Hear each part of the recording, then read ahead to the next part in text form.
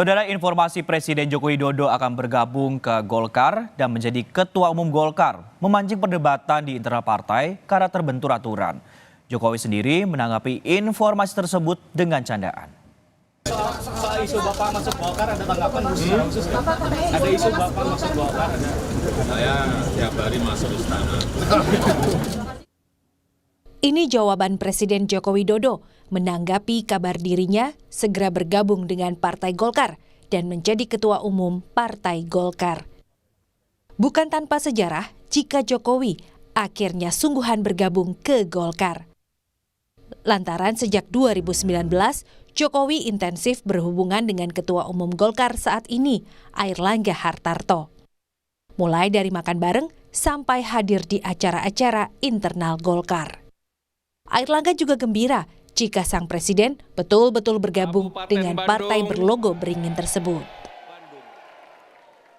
Ya, Pak Jokowi sudah pakai dasi kuning. Gibran? Pak Jokowi sudah nyaman. Mas Gibran kemarin hadir di acara AMPI di Manado. Jadi sudah sangat dalam keluarga besar Partai Golkar. Tapi apa iya Jokowi bisa semudah itu masuk dan menjadi Ketua Umum Golkar? Aturan partai saat ini mengharuskan calon Ketua Umum Golkar harus punya jejak sejarah 5 tahun menjadi pengurus partai.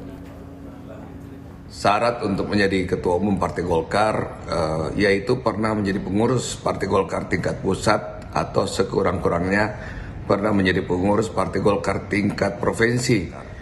Partai Golkar memiliki meritokrasi, ya, jenjang karir sangat dihargai di Golkar, sehingga Golkar memiliki infrastruktur dan kaderisasi yang baik, dan inilah yang sedang dibangun di Golkar. Meski aturan saat ini tak memungkinkan, menurut Ketua Umum Partai Golkar periode 2004-2009 Yusuf Kala, bisa saja Jokowi jadi Ketua Umum partai tersebut dengan mengubah aturan partai. Undang-undang aja robah.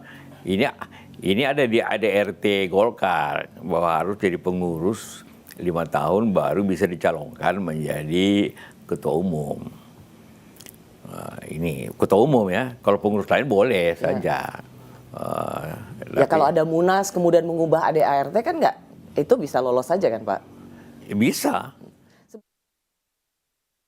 Tak cuma Jokowi yang digadang-gadang keluar dari PDIP masuk ke Golkar. Juga putra sulungnya Gibran Rakabuming Raka yang kini jadi pendamping Prabowo Subianto dalam pemilihan presiden 2024. Tapi Gibran pernah menolak jadi anggota Golkar. Golkar kan pernah menawarkan sebelum kira-kira bulan Desember ya. Sudah dipakaikan jaket. Ya, tapi mau dipakaikan jaket, tapi menolak kan. Agak malu juga sebenarnya kalau saya orang Golkar ditawarkan tapi ditolak di muka umum. Dan itu terjadi. Jadi artinya Gibran sendiri tidak mau masuk Golkar. Artinya kalau soal itu. PDI Perjuangan menyatakan tak ambil pusing dengan Jokowi maupun Gibran bila mau keluar dari partai yang mengasuhnya hingga menapaki karir politik yang cemerlang. Jokowi diasuh PDIP menjadi wali kota Solo 2 periode, gubernur DKI Jakarta hingga menjadi presiden 2 periode 2014-2019 dan 2019-2024. Sementara Gibran diakomodasi PDIP menjadi wali kota Solo. Seseorang itu kan, jati diri seseorang itu kan diukur dari konsistensinya terhadap pilihan partai politik. Ya, secara normatif memang seseorang itu bebas menentukan pilihannya secara merdeka, tetapi rakyat juga akan tahu mana yang kemudian membesarkan, mana yang kemudian menggunakan cara-cara pragmatis demi kekuasaan. Ya, kami kan stelsel-nya aktif. Seseorang kalau cocok bisa masuk, kalau kemudian nggak cocok karena perpanjangan permintaan jabatan 3 periode nggak dipenuhin, itu stelsel aktif. Dan itu konstitusi kita mengatur, keanggotaan itu stelsel aktif. Posisi Golkar saat ini memang sentral dengan peluang mendapatkan kursi terbanyak di Dewan Perwakilan Rakyat. Artinya, Golkar meski saat ini jumlah suaranya di bawah PDI Perjuangan, tetapi bisa menjadi ketua DPR.